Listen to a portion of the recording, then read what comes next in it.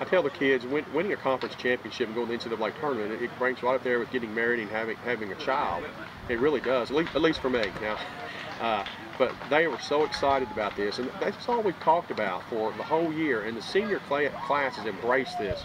Chelsea, Erica, and Jenny Bain have done a great job of leading this team, keeping them in order.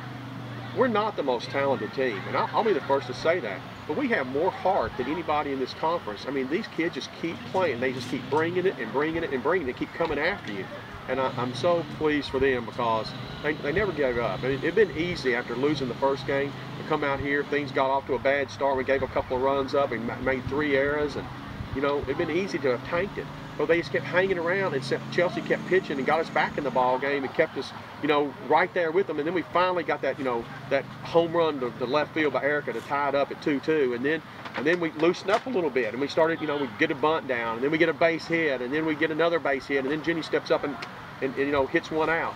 Kayla Wade, a slapper, drives one all the way to the center field fence. Well, I mean, and how fitting too is it that your 2 seniors at the bat get the home runs?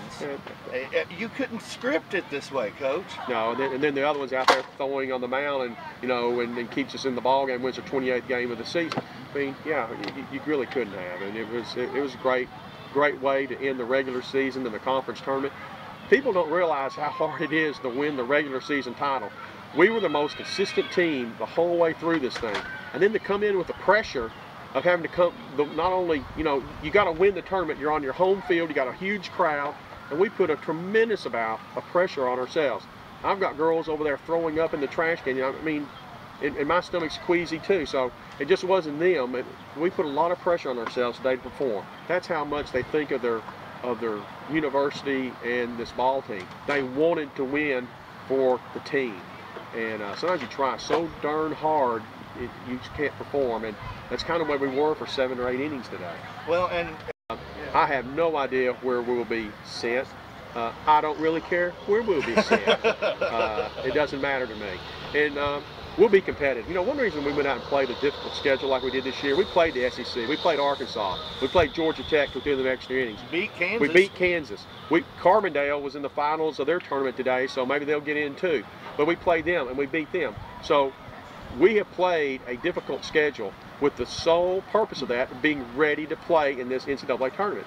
And you know, if you put our kids out there with Chelsea, and Chelsea, you know, is right, we're going to be able to compete with them, and it doesn't really matter where we get sent. And you know, we travel well, we really do. And we've gone and played at places like Arkansas and Georgia Tech. I think the parents have really stepped up and followed. We had a great crowd here today. We had a very boisterous crowd, you know, in the stands and out on the decks out there, and it was just really good. Well, and they seem to have a softball IQ.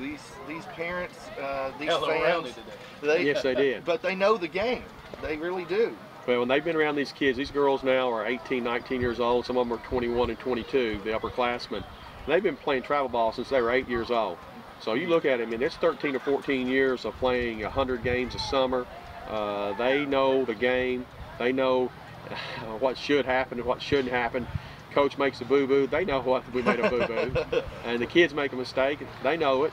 But they did a great job of supporting this team, and we had a really good crowd here this weekend. And UT Martin was well represented, and what the athletic administration put on here it was a first-class event. It really was a first-class event. I don't think anybody could say it was not, because they did a great job of taking care of the people, the fans that came to the game, and we put on a pretty darn good show.